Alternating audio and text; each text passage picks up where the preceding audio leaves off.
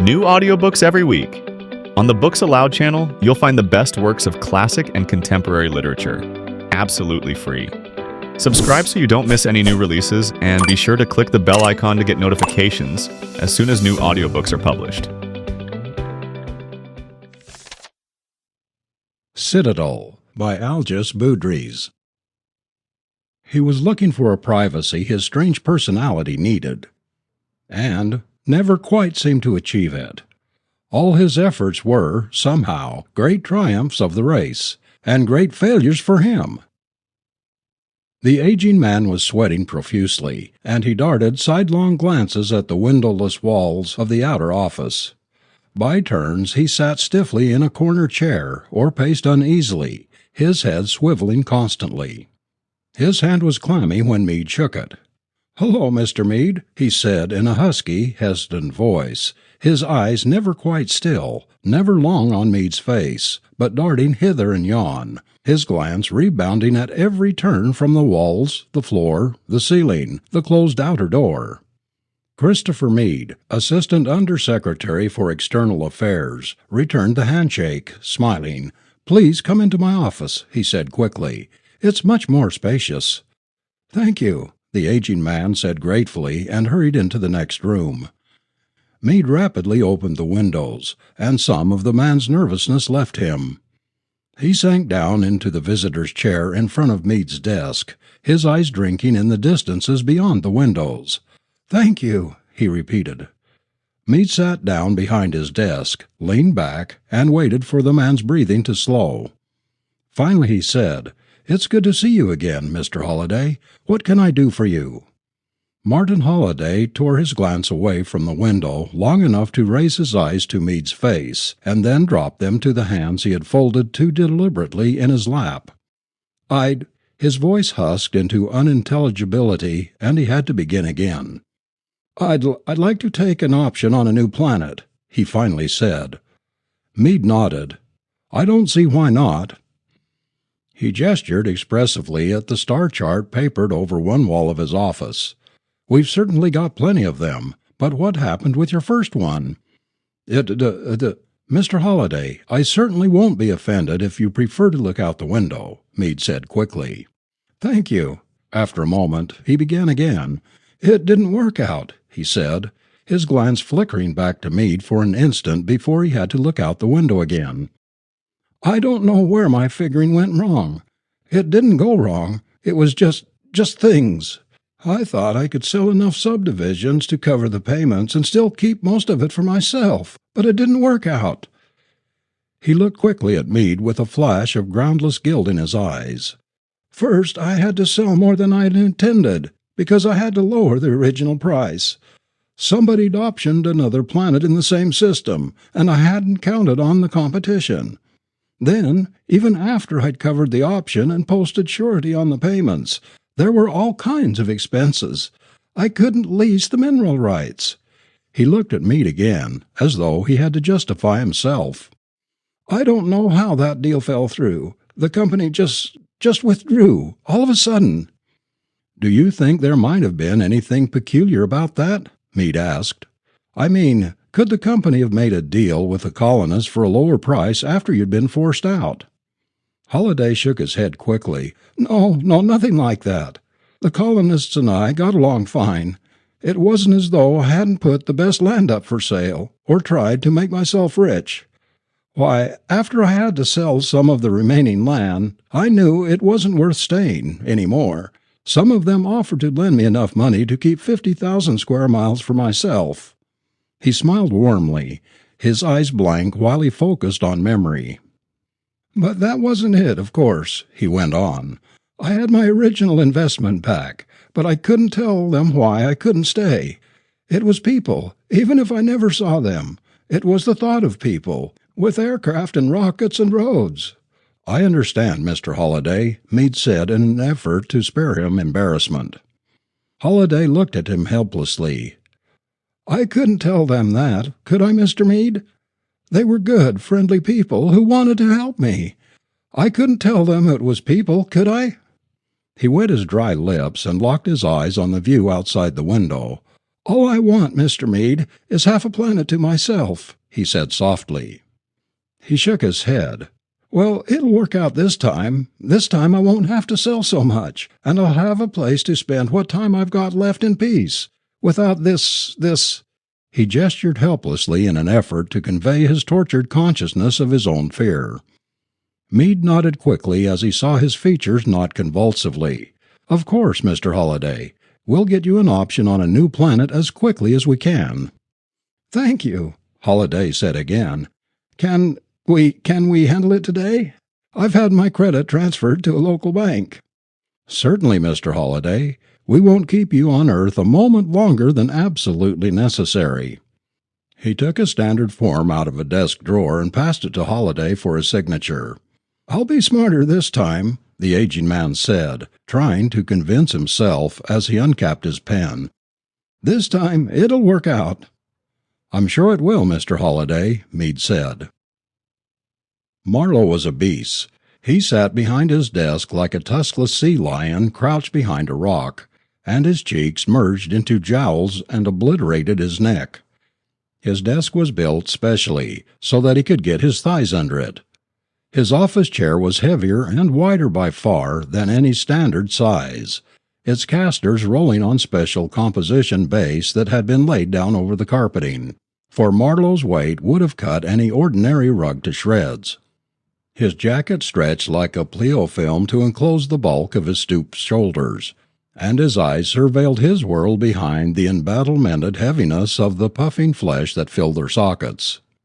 A bulb flickered on his interphone set, and Marlowe shot a glance at the switch beneath it. "Secretary, quite contrary," he muttered inaudibly. He flicked the switch. "Yes, Mary?" His voice rumbled out of the flabby cavern of his chest. "Mr. Meade has just filed a report on Martin Holliday, Mr. Secretary.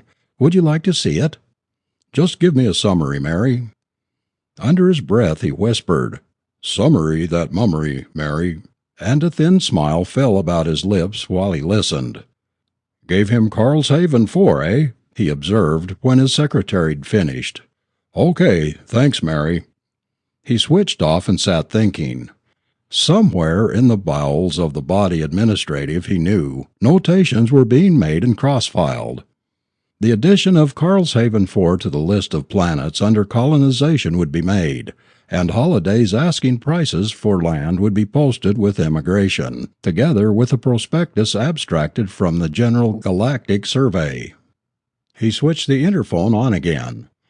Mary, supply me with a copy of the GenServe on the entire Carlshaven system. Tell Mr. Meade I'll expect him in my office sometime this afternoon. You schedule it, and we'll go into it further." "Yes, Mr. Secretary. Will 15:15 be all right?" 15:15's fine, Mary," Marlowe said gently. "Yes, sir," his secretary replied, abashed. "I keep forgetting about proper nomenclature." "So do I, Mary, so do I." Marlowe sighed. "Anything come up that wasn't scheduled for today?" It was a routine question, born of futile hope. There was always something to spoil the carefully planned daily schedules. "Yes and no, sir." Marlowe cocked an eyebrow at the interphone. "Well, that's a slight change, anyway. What is it?" "There's a political science observer from Dovenel, that's more too on our map, sir, who requested permission to talk to you. He's here on the usual exchange program, and he's within his privileges in asking, of course.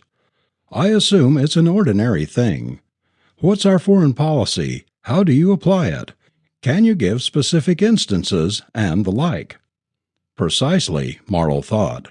For ordinary questions there were standard answers, and Mary had been his secretary for so long that she could supply them as well as he could. "Dovenel, more too, eh?" Obviously there was something special about the situation, and Mary was leaving the decision to him. He scanned through his memorized star catalogues, trying to find the correlation. "Mr. Secretary." Marlowe grunted. "Still here. Just thinking. Isn't Dovenel that nation we just sent Harrison to?" "Yes, sir, on the same exchange program." Marlowe chuckled. Well, if we've got Harrison down there, it's only fair to let their fellow learn something in exchange, isn't it? What's his name?" "Daly Shoed Claven, sir." Marlowe muttered to himself. "Daly Shoed Clavan? Irish, corned beef and cabbage." His mind filed it away together with a primary colour picture of Jiggs and Maggie. "All right, Mary, I'll talk to him, if you can find room in the schedule somewhere. Tell you what, let him in at 15:30. Meade and I can finish a working example for him. Does that check all right with your book?" "Yes, sir. There'll be time if we carry over on the Saroe incidents." "Saroe's waited 6 years, 4 months, and 23 days. They'll wait another day. Let's do that, then. Huh, Mary?" Marlowe switched off and picked up a report which he began to read by the page block system, his eyes almost unblinking between pages. "Harrison, eh?" he muttered once, stopping to look quizzically at his desktop. He chuckled. At 15:15 the light on his interphone blinked twice, and Marlowe hastily initialed a directive with his right hand while touching the switch with his left. "Yes, Mary?" "Mr. Meade, sir." "Okay." He switched off, pushed the directive into his outbox, and pulled the GenServe and the folder on Martin Holliday out of the hold tray. "Come in, Chris," he said as Meade knocked on the door. "How are you today, Mr. Marlowe?" Meade asked as he sat down. 4 ounces heavier," Marlowe answered dryly. "I presume you're not. Cigarette, Chris?" Apparently the use of the first name finally caught Meade's notice. He looked thoughtful for a moment, then took a cigarette and lit it. "Thanks, Dave." "Well, I'm glad that's settled," Marlowe chuckled, his eyes almost disappearing in wrinkles of flesh. "How's Mary?" Meade grinned crookedly. "Miss Folsom is in fine fettle today, thank you." Marlowe rumbled a laugh. Meade at once made the mistake of addressing the woman as Mary, under the natural assumption that if Marlowe could do it, everyone could. "Mary, I fear," Marlowe observed, "lives in more stately times than these. She'll tolerate informality from me because I'm in direct authority over her, and direct authority, of course, is law. But you, Meade, are a young whippersnapper." "But that's totally unrealistic," Meade protested. "I don't respect her less by using her first name. It's just friendliness, that's all." "Look," Marlowe said, "it makes sense, but it ain't logical, not on her terms. Mary Folsom was raised by a big, tough, tight-lipped authoritarian of a father who believed in bringing kids up by the book. By the time she got tumbled out into the world, all big men were unquestionable authority, and all young men were callow whippersnappers. Sure, she's unhappy about it, inside. But it makes her a perfect secretary for me, and she does her job well. We play by her rules on the little things, and by the world's rules on the big ones. Capiche?" "Sure, Dave, but—" Marlowe picked up the folder on Holiday and gave Meade one weighty but understanding look before he opened it. "Your trouble, Chris, is that your viewpoint is fundamentally sane," he said. "Now about Holiday. Martin, options 06-26-8729, 063-108-1004. I didn't get time to read the GenServe on the Carlshaven planets, so I'll ask you to brief me." "Yes, sir." "What's 4 like?" "Good, arable land. A little mountainous in spots, but that's good. Loaded with minerals, industrial stuff, like silver. Some tin, but not enough to depress the monetary standard. Lots of copper. Coal beds, petroleum basins, the works. Self-supporting practically from the start. A real asset to the Union in 56 years. Marlowe nodded. "Good. Nice picking, Chris. Now, got a decoy?" "Yes, sir. Carlshaven 2's a false E. I've got a dummy option on it in the works, and will be able to undercut Holliday's prices for his land by about 20%. "False E, huh? How long do you figure until the colony can't stick on it any longer?" "A fair-sized one, with lots of financial backing. Might even make it permanently." But we won't be able to dig up that many loafers, and naturally, we can't give them that big a subsidy. Eventually, we'll have to ferry them all out, in about 8 years, say. But that'll give us enough time to break holiday." Marlowe nodded again. "Sounds good." "Something else," Meade said. "Two's mineral poor." He looked hesitantly at Marlowe. "What's up, boy?" "Well, sir," Meade began, then stopped. "Nothing important, really." Marlowe gave him a surprising look full of sadness and brooding understanding. "You're thinking he's an old, frightened man, and why don't we leave him alone?" "Why, yes, sir." "Dave." "Yes, Dave." "You're quite right. Why don't we?" "We can't, sir. I know that. But it doesn't seem fair." "Exactly, Chris. It ain't right, but it's correct." The light on Marlowe's interphone blinked once. Marlowe looked at it in momentary surprise. Then his features cleared, and he muttered, "Cabbage." He reached out toward the switch. "We've got a visitor, Chris. Follow my lead." He reviewed his information on Devonalid titular systems while he touched the switch. "Ask Scud Claven to come in, Mary." Daily Shud Claven was almost a twin for the pictured typical Devonalid in Marlowe's library. Since the pictures were usually idealized, it followed that Claven was an above-average specimen of his people.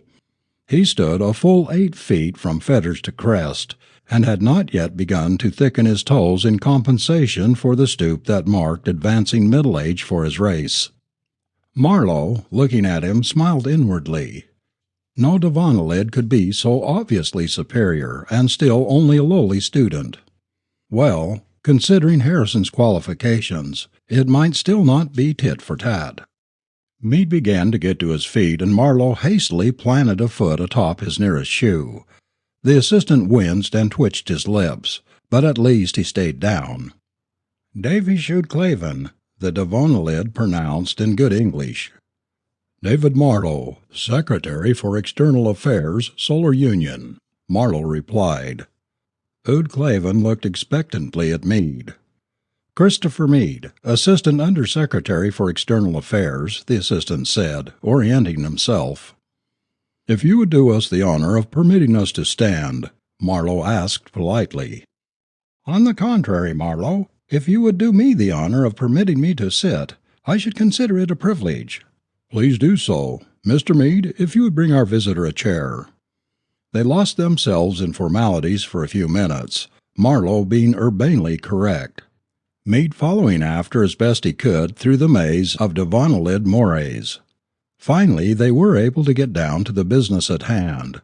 Ood Claven sitting with considerable comfort in the carefully designed chair which could be snapped into almost any shape, Marlowe bulking behind his desk, Meade sitting somewhat nervously beside him. "Now, as I understand it, Ood Claven," Marlowe began, "you'd like to learn something of our policies and methods." "That is correct, Marlowe and Meade."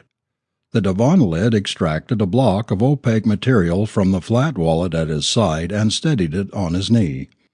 "I have your permission to take notes?" "Please do. Now, as it happens, Mr. Meade and I are currently considering a case which perfectly illustrates our policies." Ood Claven immediately traced a series of ideographs on the note block, and Marlowe wondered if he was actually going to take their conversation down verbatim. He shrugged mentally. He'd have to ask him, at some later date, whether he'd missed anything. Undoubtedly, there'd be a spare recording of the tape he himself was making. "To begin, as you know, our government is founded upon principles of extreme personal freedom. There are no arbitrary laws governing expression, worship, the possession of personal weapons, or the rights of personal property. The state is construed to be a mechanism of public service, operated by the body politic, and the actual regulation and regimentation of society is accomplished by natural socio-economic laws, which, of course, are both universal and unavoidable. We pride ourselves on the high status of the individual in comparison to the barely tolerable existence of the state. We do, naturally, have ordinances and injunctions governing crimes, but even these are usually superseded by civil action at the personal level. Marlowe leaned forward a trifle. Forgetting exact principles for a moment, Utclaven, you realize that the actuality will sometimes stray from the ideal.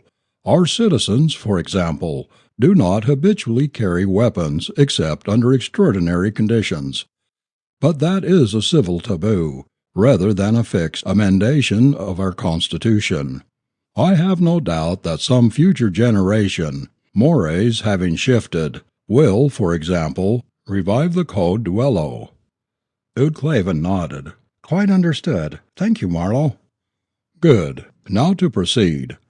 Under conditions such as those, the state and its agencies cannot lay down a fixed policy of any sort, and expect it to be in the least permanent. The people will not tolerate such regulation, and with each new shift in social mores, and the institution of any policy is itself sufficient to produce such a shift within a short time, successive policies are repudiated by the body politic, and new ones must be instituted. Marlowe leaned back and spread his hands. Therefore, he said with a rueful smile, it can be fairly said that we have no foreign policy, effectively speaking. We pursue the expedient, Utclaven, and hope for the best. The case which Mr. Meade and I are currently considering is typical. The Union, as you know, maintains a General Survey Corps whose task it is to map the galaxy, surveying such planets as harbor alien races or seem suitable for human colonization. Such a survey team, for example, first established contact between your people and ours. Exchange observation rights are worked out, and representatives of both races are given the opportunity to acquaint themselves with the society of the other. In the case of unoccupied, habitable planets, however, the state's function ceases with the filing of a complete and definitive survey at the Under-Ministry for Immigration. The state, as a state, sponsors no colonies and makes no establishments except for the few staging bases which are maintained for the use of the Survey Corps. We have not yet found any need for the institution of an offensive service analogous to a planetary army, nor do we expect to. War in space is possible only under extraordinary conditions, and we foresee no such contingency. All our colonization is carried out by private citizens who apply to Mr. Meade here for options on suitable unoccupied planets. Mr. Meade's function is to act as a consultant in these cases. He maintains a roster of surveyed human habitable planets, and either simply signs the requested planet or recommends one to fit specified conditions. The cost of the option is sufficient to cover the administrative effort involved, together with sufficient profit to the government to finance further surveys. The individual holding the option is then referred to Immigration, which provides copies of a prospectus taken from the General Survey Report, and advertises the option holders asking prices on subdivisions. Again, there is a reasonable fee of a nature similar to ours, devoted to the same purposes. Then the state ceases to have any voice in the projected colonization whatsoever. It is a totally private enterprise, a simple real estate operation, if you will, with the state acting only as an advertising agency, and occasionally as the lessor of suitable transportation from Earth to the new planet. The colonists, of course, are under our protection, maintaining full citizenship unless they request independence, which is freely granted. If you would like to see it for purposes of clarification, you're welcome to examine our file on Martin Holliday, a citizen who is fairly typical of these real estate operators, and who has just filed an option on his second planet. Smiling, Marlowe extended the folder. "Thank you, I should like to," Utclaven said, and took the file from Marlowe. He leafed through it rapidly, pausing, after asking Marlowe's leave, to make notes on some of the information, and then handed it back. "Most interesting," Utclaven observed. "However, if you'll enlighten me, this man Martin Holliday, Wouldn't there seem to be very little incentive for him, considering his age, even if there is the exception of a high monetary return? Particularly since his first attempt, while not a failure, was not an outstanding financial success. Marlowe shrugged helplessly. "I tend to agree with you thoroughly, Ud Klavan, but," he smiled, "you'll agree, I'm sure, that one Earthman's boredom is another's incentive. We are not a rigorously logical race, Ud Klavan." "Quite," the Devonalid replied. Marlowe stared at his irrevocable clock. His interphone light flickered, and he touched the switch absently. "Yes, Mary?" "Will there be anything else, Mr. Secretary?" "No, thank you, Mary. Good night." "Good night, sir." There was no appeal. The day was over, and he had to go home. He stared helplessly at his empty office, his mind automatically counting the pairs of departing footsteps that sounded momentarily as clerks and stenographers crossed the walk below his partly open window. Finally he rolled his chair back and pushed himself to his feet. Disconsolate, he moved irresolutely to the window and watched the people leave.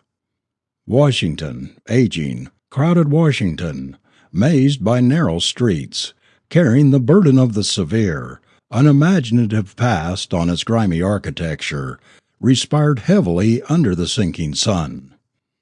The capital ought to be moved, he thought, as he thought every night at this time. Nearer the heart of the empire, out of this steamy bog, out of this warren. His heavy lips moved into an ironical comment on his own thoughts. No one was ever going to move the empire's traditional seat. There was too much nostalgia concentrated here, along with the humidity. Some day, when the Union was contiguous with the entire galaxy, men would still call Washington, an old, out-of-the-way Earth, their capital. Man was not a rigorously logical race, as a race. The thought of going home broke out afresh, insidiously avoiding the barriers of bemusement which he had tried to erect, and he turned abruptly away from the window, moving decisively so as to be able to move at all. He yanked open a desk drawer and stuffed his jacket pockets with candy bars, ripping the film from one and chewing it on its end, while he put the papers in his briefcase. Finally, he could not delay any longer. Everyone else was out of the building, and the robots were taking over. Metal treads spun along the corridors, bearing brooms, and the robot switchboards guarded the communications of the ministry. Soon the char robots would be bustling into this very office. He sighed and walked slowly out, down the empty halls where no human eye could see him waddling. He stepped into his car, and as he opened the door the automatic recording said, "Home, please," in his own voice. The car waited until he was settled and then accelerated gently, pointing for his apartment. The recording had been an unavoidable but vicious measure of his own. He'd had to resort to it, for the temptation to drive to a terminal, to an airport, or a rocket field, or a railroad station, anywhere, had become excruciating. The car stopped for a pedestrian light, and a sports model bounced jauntily to a stop beside it. The driver cocked an eyebrow at Marlowe and chuckled, "Hey, fatso, which one of you is the Buick?" Then the light changed, the car spurted away, and left Marlowe cringing. He would not get an official car and protect himself with its license number. He would not be a coward. He would not. His fingers shaking, he tore the film from another candy bar. Marlowe huddled in his chair, the notebook clamped on one broad thigh by his heavy hand, his lips mumbling nervously while his pencil point checked off meter. "Dwell in aching discontent," he muttered. "No, not that." He stared down at the floor, his eyes distant. "Bitter discontent," he whispered. He grunted softly with breath that had to force its way past the constricting weight of his hunched chest. "Bitter dwell." He crossed out the third line, substituted the new one, and began to read the first two verses to himself. "We are born of humankind. This is our destiny, to bitter dwell in discontent wherever we may be. to struggle with the burden of that which heals on us, to stake our fresh beginnings when frailer breeds have done. He smiled briefly, content. It still wasn't perfect, but it was getting closer. He continued, to pile upon the ashes of races in decease such citadels of our kind's own as fortify no. "What are you doing, David?" his wife asked over his shoulder. Flinching, he pulled the notebook closer into his lap, bending forward in an instinctive effort to protect it. The warm, loving, sighing voice went on. "Are you writing another poem, David? Why, I thought you'd given that up." It's nothing really, Leonora. Nothing much, just a thing I've had running around in my head. Wanted to get rid of it." His wife leaned over and kissed his cheek clumsily. "Why, you big old dear, I'll bet it's for me. Isn't it, David? Isn't it for me?" He shook his head in almost desperate regret. I'm afraid not, Snorer. It's about something else, Leonora." "Oh." She came around the chair, and he furtively wiped his cheek with a hasty hand.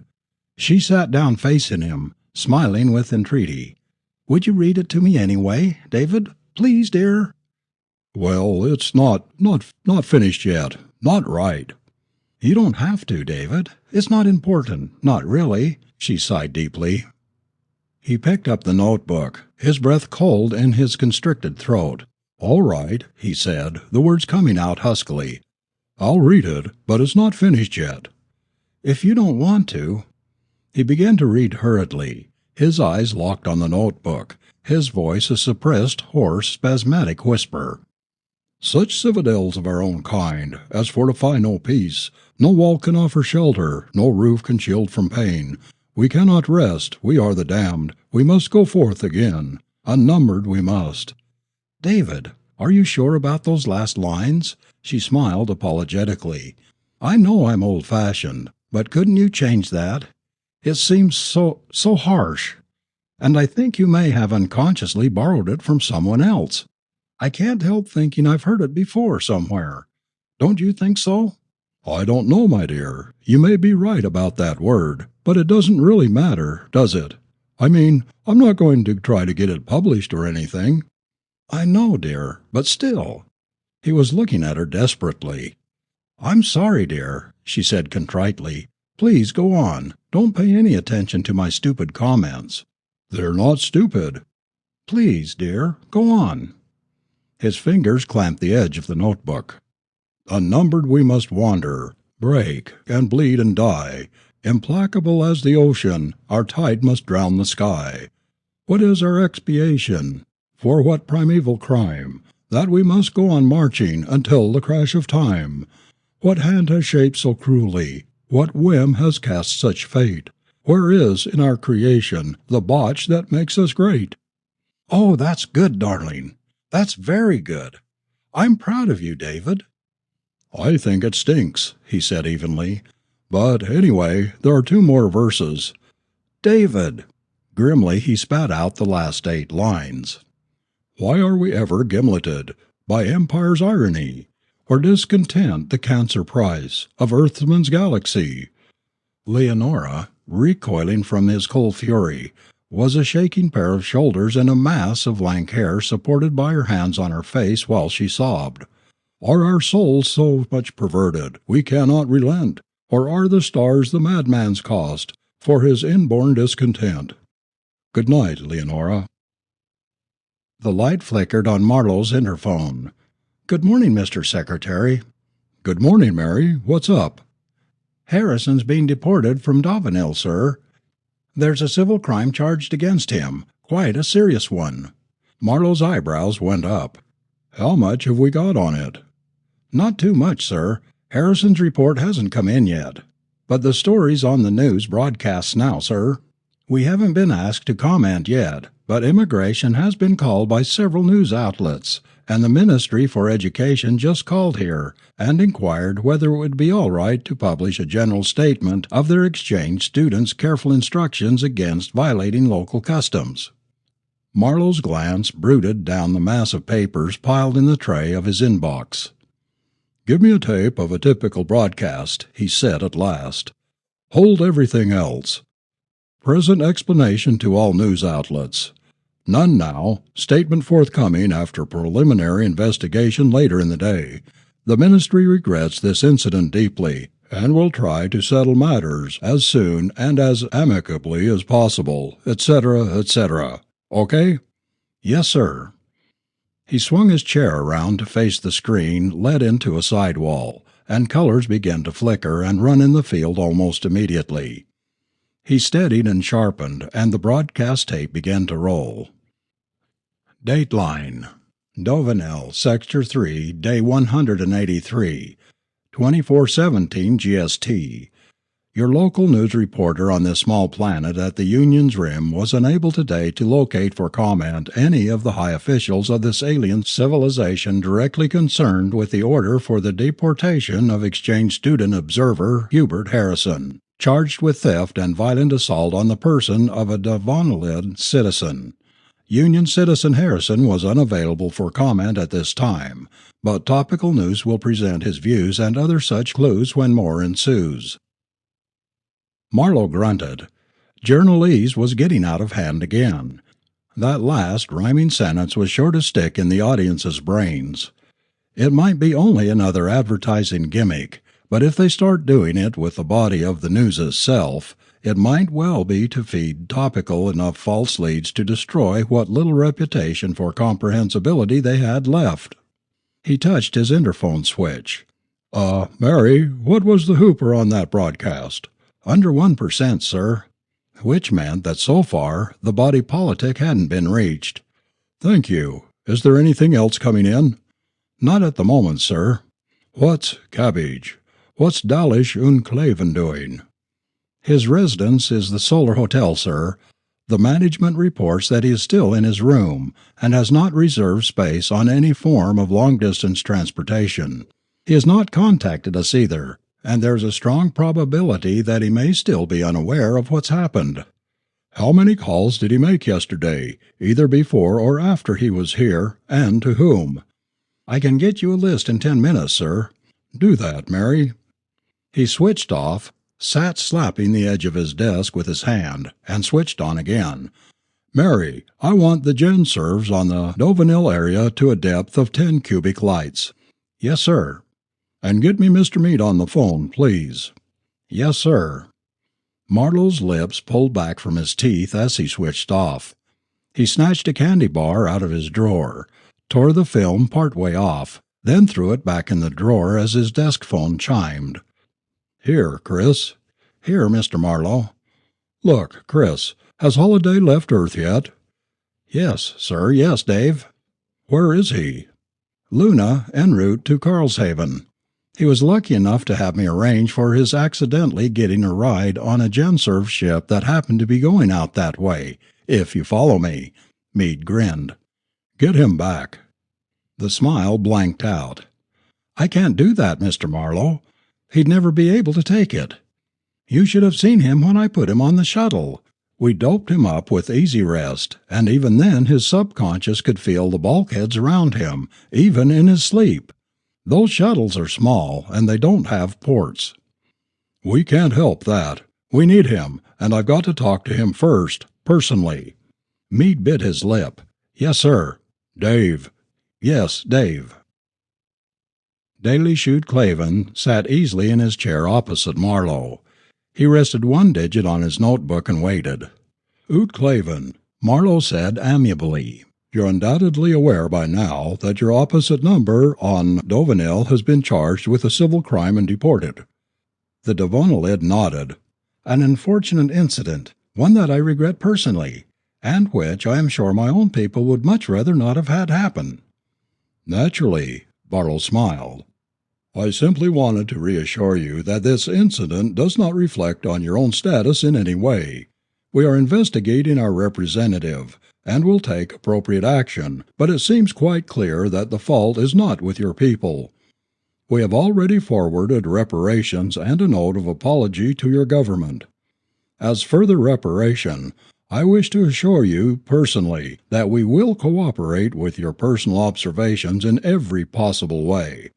If there is anything at all you wish to know, Even that might, under ordinary conditions, be considered restricted information. Just call on us." Claven's crest stirred a fraction of an inch, and Marlowe chuckled inwardly. Well, even a brilliant spy might be forgiven an outward display of surprise under these circumstances. The Dovenilid gave him a piercing look, but Marlowe presented a featureless facade of bulk. The secretary chuckled in his mind once more. He doubted if Claven would accept the hypothesis that Marlowe did not know he was a spy, but the Dovenilid must be a sorely confused being at this point. "Thank you, Marlowe," he said finally. "I am most grateful. I am sure my people will construe it as yet another sign of the Union's friendship." "I hope so, Claven," Marlowe replied. Having exchanged his last friendly lie, they went through the customary Dovenilid formula of leave-taking. Marlowe slapped his interphone switch as soon as the alien was gone. Mary, what's the latest on Holiday?" "His shuttle lands at Idlewild in half an hour, sir." "All right. Get Mr. Meade. Have him meet me out front, and get an official car to take us to the field. I want somebody from Immigration to go with us. Call Idlewild and have them set up a desk and chairs for 4 out in the middle of the field. Call the Ministry for Traffic, and make sure that field stays clear until we're through with it. My ministerial prerogative, and no back talk. I want that car in 10 minutes. "Yes, sir." Mary's voice was perfectly even, without the slightest hint that there was anything unusual happening. Marlowe switched off and twisted his mouth. He picked up the GenServe on the Dovenil area and began skimming it rapidly. He kept his eyes carefully front as he walked out of his office, past the battery of clerks in the outer office, and down the hall. He kept them rigidly fixed on the door of his personal elevator, which, during the day, was human-operated under the provisions of the Human Employment Act of 2302.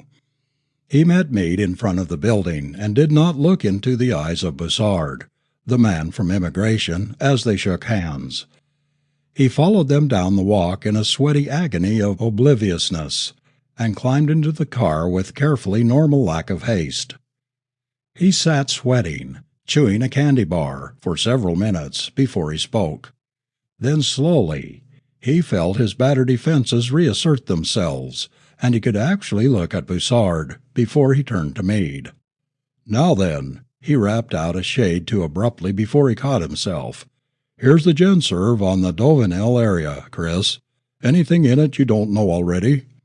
"I don't think so, sir." "Okay. Dig me up a habitable planet. Even a long-term Fault C will do, close to Dovenil, but not actually in their system. If it is at all possible, I want that world in a system without any rich planets, and I don't want any rich systems anywhere near it. If you can't do that, arrange for the outright sale of all mineral and other resource rights to suitable companies.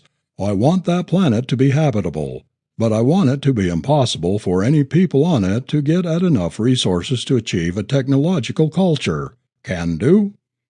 Meade shook his head. "I don't know." "You've got about 15 minutes to find out.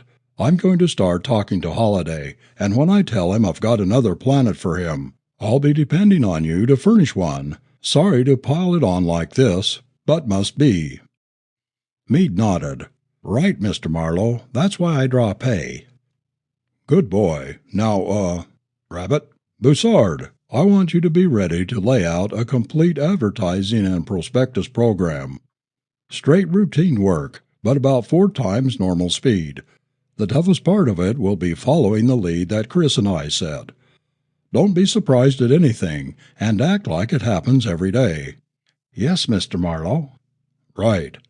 Bussard looked uncomfortable. Mr. Marlowe." "Yes?" "About this man Harrison.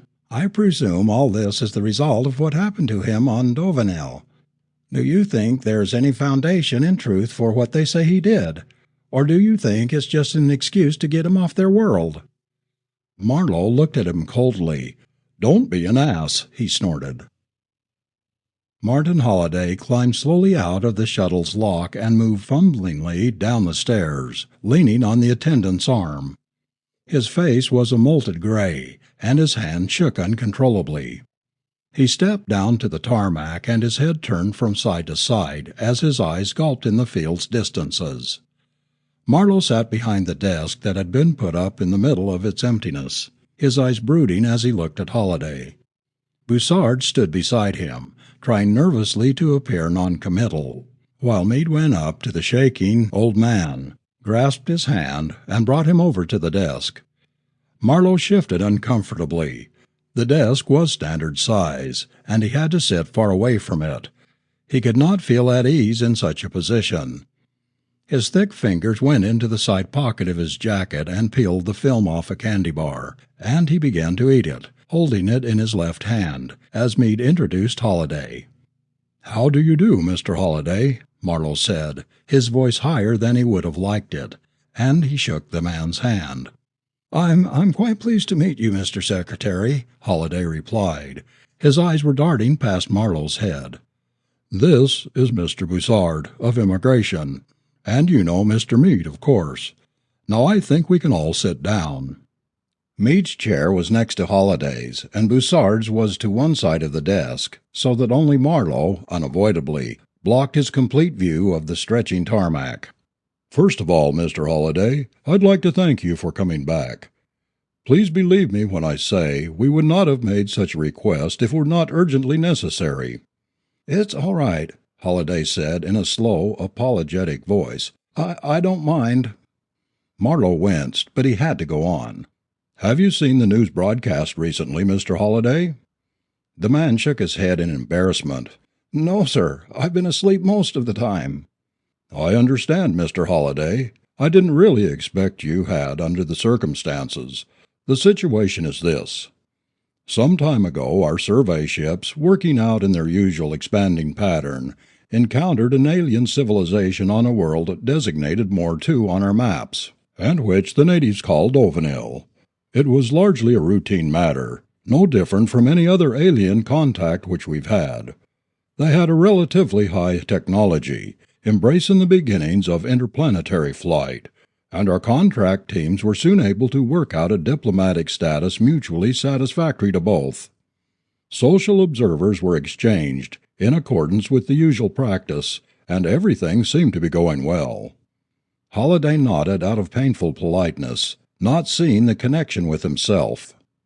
Some of his nervousness was beginning to fade, but it was impossible for him to be really at ease with so many people near him, with all of Earth's billions lurking at the edge of the tarmac.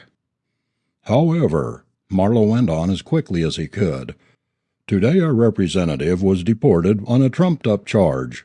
Undoubtedly, this is only the first move in some complicated scheme directed against the Union. What it is, we do not know yet. But further observation of the actions of their own representative on this planet has convinced us that they are a clever, ruthless people, living in a society which would have put Machiavelli to shame.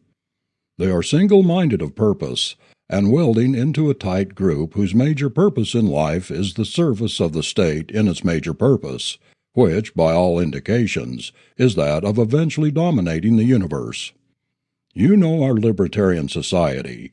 You know that the Union government is almost powerless, and that the Union itself is nothing but a loose federation composed of a large number of independent nations tied together by very little more than the fact that we are all Earthmen. We are almost helpless in the face of such a nation as the Dovanilids. They have already outmaneuvered us once, despite our best efforts. There is no sign that they will not be able to do so again, at will. We must somehow discover what the Dovanilids intend to do next. For this reason, I earnestly request that you accept our offer of another planet than the one you have optioned, closer to the Dovanilid system. We are willing, under these extraordinary circumstances, to consider your credit sufficient for the outright purchase of half the planet, and Mr. Boussard here will do his utmost to get you suitable colonists for the other half as rapidly as it can be done. Will you help us, Mr. Holliday?" Marlowe sank back in his chair. He became conscious of a messy feeling in his left hand, and looked down to discover the half-eaten candy bar had melted.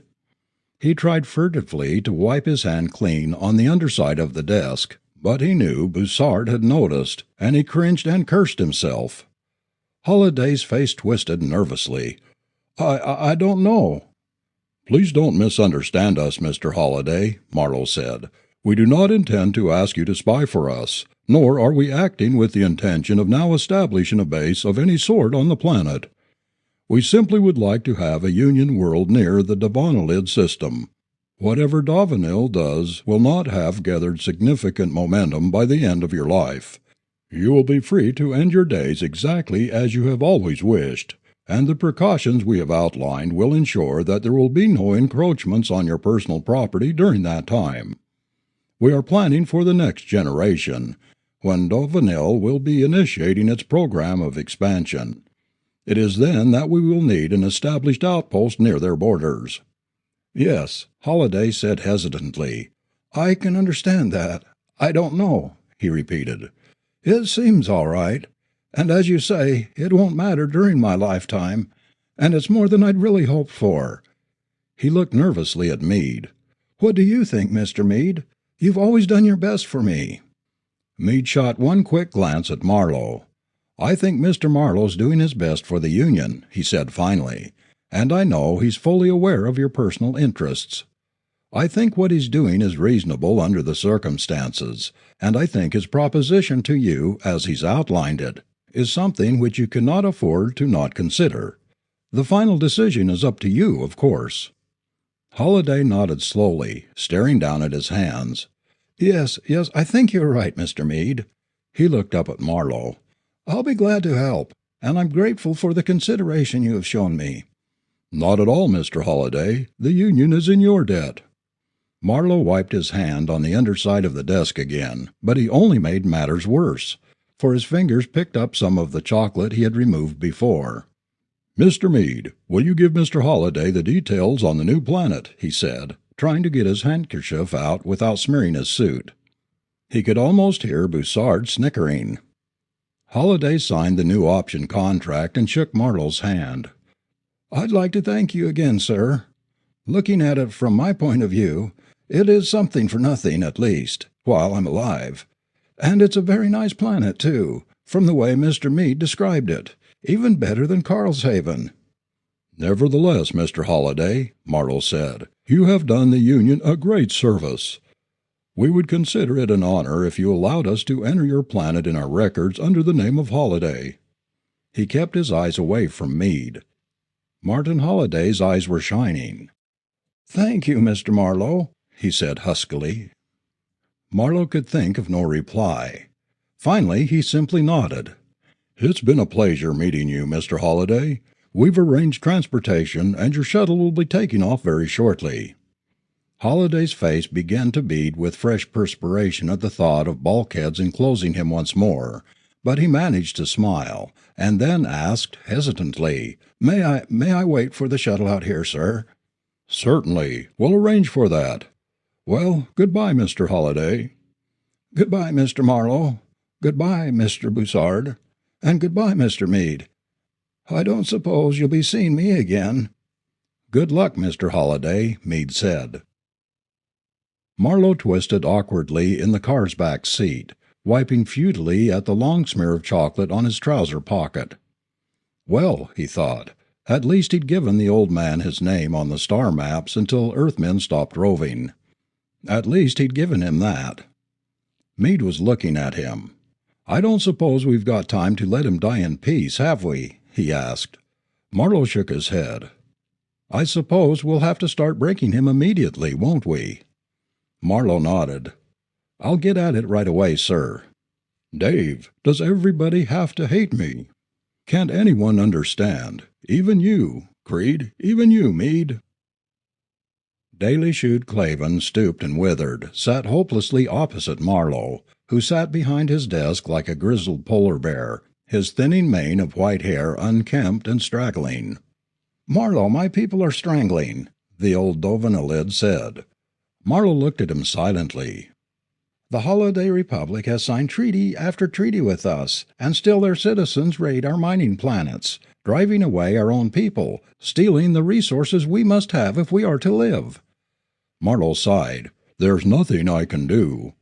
We have gone to the holiday government repeatedly, Udclavan pleaded. They tell us the raiders are criminals, that they're doing their best to stop them, but they still buy the metal the raiders bring them. They have to, Marlowe said. There are no available resources anywhere within practicable distances. If they're to have any civilization at all, they've got to buy from the outlaws. But they are members of the Union, Udclavan protested. Why don't you do anything to stop them? We can't, Marlowe said again. They're members of the Union, yes, but they're also a free republic. We have no administrative jurisdiction over them, and if we attempted to establish one, our citizens would rise in protest all over our territory. Then we're finished. Dovenel is a dead world. Marlowe nodded slowly. I'm very sorry. If there's anything I can do, or that the ministry can do, we will do it, but we cannot save the Devonalid state. Udclavan looked at him bitterly. Thank you, he said. Thank you for your generous offer of a gracious funeral. I don't understand you, he burst out suddenly. I don't understand you people. Diplomatic lies, yes. Expediency, yes. But this madness, this fanatical, illogical devotion of the state in the cause of the people who will tolerate no state. This I cannot understand. Marlowe looked at him, his eyes full of tears. Udclavan, he said, you are quite right. We are a race of maniacs, and that is why Earthmen rule the galaxy. For our treaties are not binding, and our promises are worthless. Our government does not represent our people. It represents our people as they once were. The delay in the democratic process is such that the treaty signed today fulfills the promise of yesterday. But today the body politics has formed a new opinion, is following a new logic, which is completely at variance with that of yesterday. And Earthman's promise, expressed in words or deeds, is good only at the instant he makes it.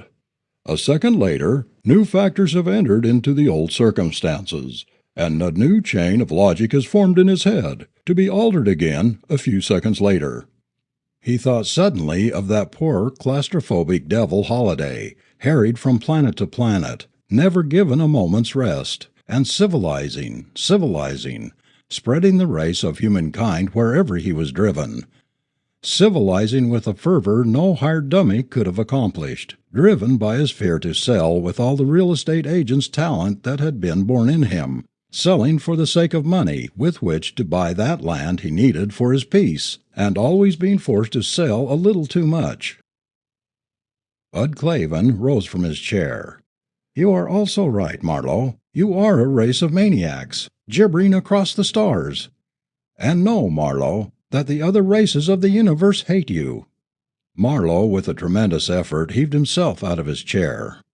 Hate us? He lumbered around the desk and advanced on the frightened Dovenalid, who was retreating backwards before his path. Can't you see it? Don't you understand that, if we are to pursue any course of action over a long time, if we are ever going to achieve a galaxy in which an Earthman can some day live in peace with himself, we must each day violate all the moral codes and creeds which we held inviolate the day before. That we must fight against every ideal, every principle which our fathers taught us, because they no longer apply to our new logic. You hate us. He thrust his fat hand, its nails bitten down to the quick and beyond, in front of the cringing alien's eyes. You poor, weak, single-minded, ineffectual thing. We hate ourselves.